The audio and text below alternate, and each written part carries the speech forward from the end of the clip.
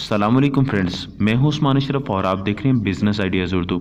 दोस्तों, पहले भी हमने ये कॉ फार्मिंग के रिलेटेड एक वीडियो शूट की है यहीं से, ये गज़नफ़र भाई से, जिसमें हमने इनसे बहुत सारी मालूमात ली थी कि कब से इन्होंने ये फार्म बनाया और चंद ही महीनों में किस तरह इन्होंने इतना प्रॉफिट हासिल किया कि ये जानवर, इनके बकिया जितने भी आप देख रहे हैं, ये सारे मुनाफे के हैं। और भी बहुत सारे सवाल हमने उस वीडियो में देखे और सुने थे। तो अगर आप वो वीडियो देखना चाहें, अगर आप हमारे YouTube channel business ideas Urdu पे ये वीडियो देख रहे हैं, तो ये ऊपर लिंक आ रहा होगा, इस लिंक पे क्लिक करके वो वीडियो ज़रूर वॉच करें। तो आइए गज़नफ़र भाई से मज़ीद मालूमात लेते हैं। एक जानवर कम से कम जो है ना आपको 9-10 हज़ार ईजीली जो है ना वो 3 मंथ में दे सकता है। एक साल में कितने जो है व्लॉग्स इसमें हो सकते हैं? एक साल में 3-4 जितने चाहें। इसमें बेस्ट जो वे होता है वो यही होता है कि आप इस तरह से करें। अगर आपके पास इन्वेस्टमेंट है, यकीनन तभी ये होगा कि आप हर मंथ जो है ना इस तरह से सर्कल बना लें कि हर मंथ आप कह लें कि 30 आइडिया बना लें कि मैंने 30 जो है ना हर मंथ सेल करने हैं जानवर। तो इस लिहाज से पूरे मंथ का जो है ना वो लगा के तो सर्कल अगर बना लिया जाए तो इजीली पर मंथ जो है ना वो 2-3 लाख जो है ना बंदा प्रॉफिट ले सकता है। सही हो गया, यानी 30 निकालता जाए और 30 मजीद डालता जाए हर मंथ, फिर वो निकलते जाए 30 और ऐड होते जाए। सही हो गया। अच्छा, जब ऐड होंगे वो न्यू आने वाले वो छोटे होंगे, पहले वाले कुछ बड़े होंगे, तो उस सूरत में वो मारेंगे नहीं क्या? नहीं, मारते तो नहीं है, लेकिन उसमें यह है कि अगर आपने अच्छी ग्रोथ लेनी है तो उनकी पार्टीशन करनी पड़ेगी आपको। बड़े जो है वो एक पार्टीशन में हो जाएंगे। मैंने की हुई थी इधर, अब मैंने क्योंकि सेल कर दी हैं तो मैंने वो जो बैरियर्स थे वो निकाल दिए हैं दरमियान में से। तो पहले थे वो करना पड़ते हैं क्योंकि फीड का इशू होता है। अगर फीड डालेंगे तो कमज़ोर जानवर को तो वो खाने नहीं देंगे, खुद खा लेंगे। इस वजह से बैरियर्स लगाना जो है ना वो ज़रूरी होता है। अच्छा, ये आपने कटरा एक बांधा हुआ है, इसकी क्या वजह है? इसको जब आपका फार्म जो है वो दूसरा बछड़ों वाला है, तो ये क्यों ले आए और फिर ले आए तो अलग क्यों बांधा हुआ है?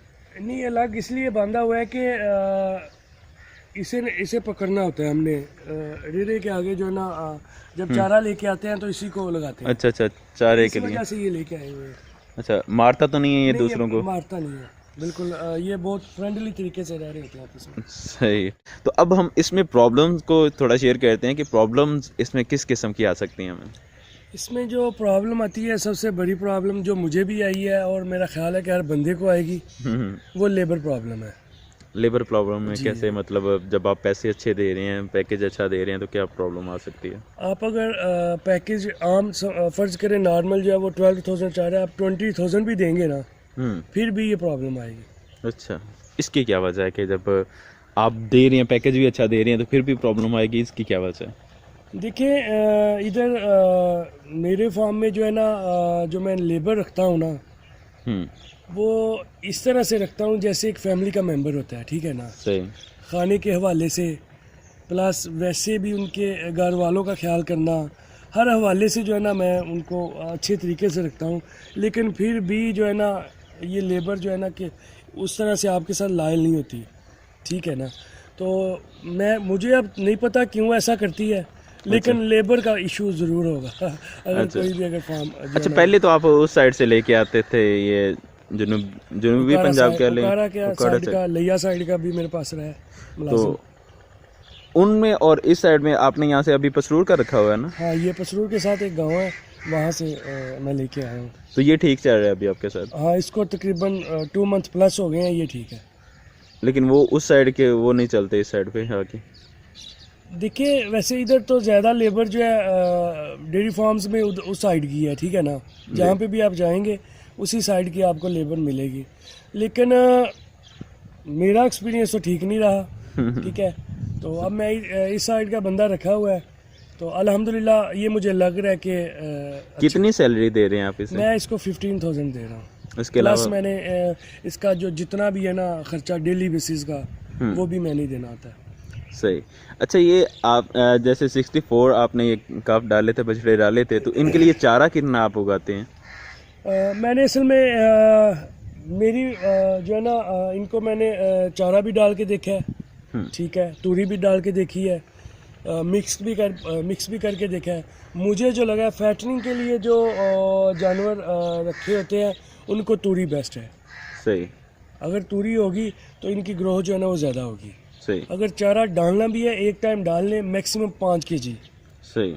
मैंने ये सारे काम करके देखे हैं, तो मुझे एंड पे जो मैंने निकाला है निचोड़ इसका, उसमें यही है कि आप मैक्सिमम जो है ना जितनी ज़्यादा हो सके तूरी डालें, तो इससे सही। ज़्यादा ग्रोथ करेगा जानवर, फैटनिंग वाला।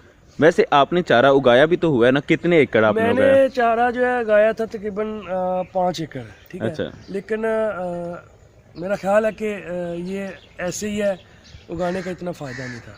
तो कितना मतलब आम जो नॉर्मल स्टार्ट करने वाला है उसने भी आपकी तरह 64 जानवर डालने हैं, तो उसको कितना उगा लेना चाहिए? अगर वो 1 एकड़ भी चारा जो उगा लेता है ना तो वो भी इनफ है, क्योंकि मैं जैसे कि मैं कह रहा हूँ कि मैक्सिमम एक टाइम फ़र्ज़ करें शाम के टाइम उसको मैक्सिमम 5 kg जो है ना अगर आप सब्ज़ चारा डाल देंगे तो ये इनफ है। बाकी तूड़ी पे जो है ना गुजारा करना चाहिए। तूड़ी क्या रेट मिलती है यहाँ पे?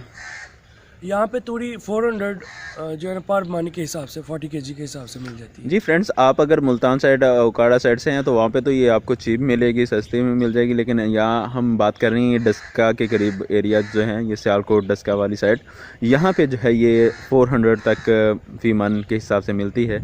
लेकिन आपने तो अपनी तैयार करवाई होगी या क्या? मैंने कुछ अपनी तैयार करवाई थी, लेकिन वो थोड़ी थी क्योंकि मेरे पास इतनी ज़्यादा ज़मीन नहीं है। अच्छा। 6-7 एकड़ है, ठीक है। तो मैंने वैसे ही 3 जो है ना एकड़ मैंने गंदम उगाई थी, तो उसके लिए आप देख लें कितनी हो सकती है। प्लस मैंने परचेज़ की थी कुछ, तो बस परचेज़ करके ही जो है ना वो गुजारा करना पड़ता है।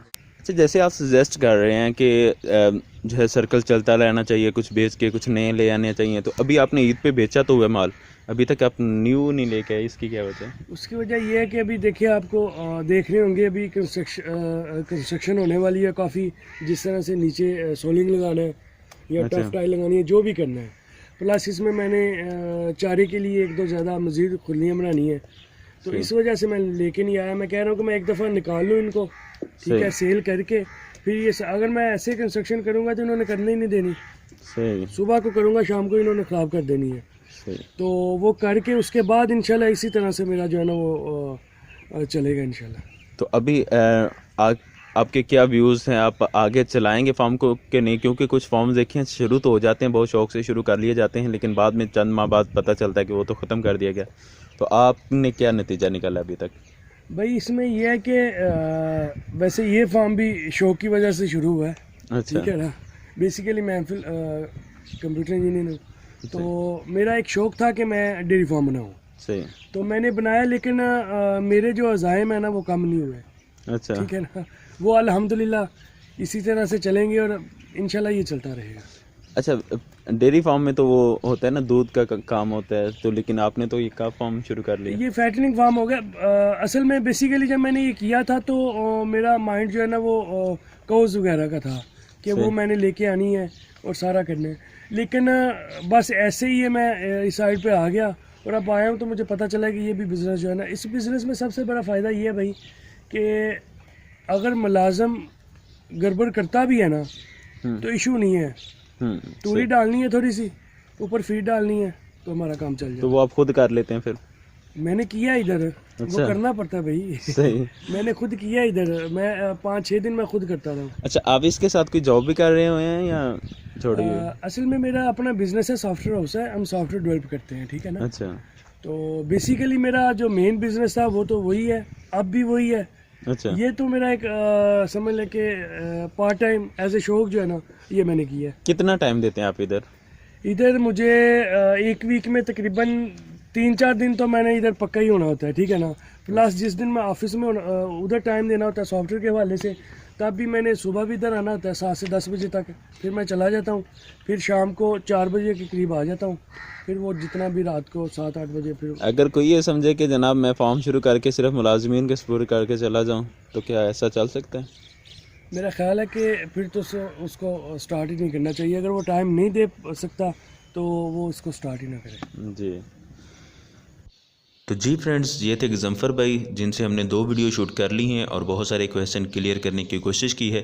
मज़ीद जो क्वेश्चन आपके रह गए हों ये दोनों वीडियो देखने के बाद, तो बराए करम उनको कमेंट में डालिए ताकि नेक्स्ट टाइम जब इनसे मुलाकात हो तो वो क्वेश्चन पूछे जा सकें।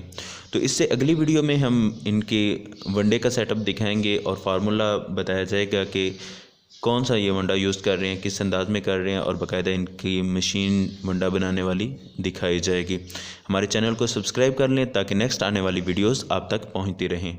जज़ाकल्लाह, अस्सलामु अलैकुम।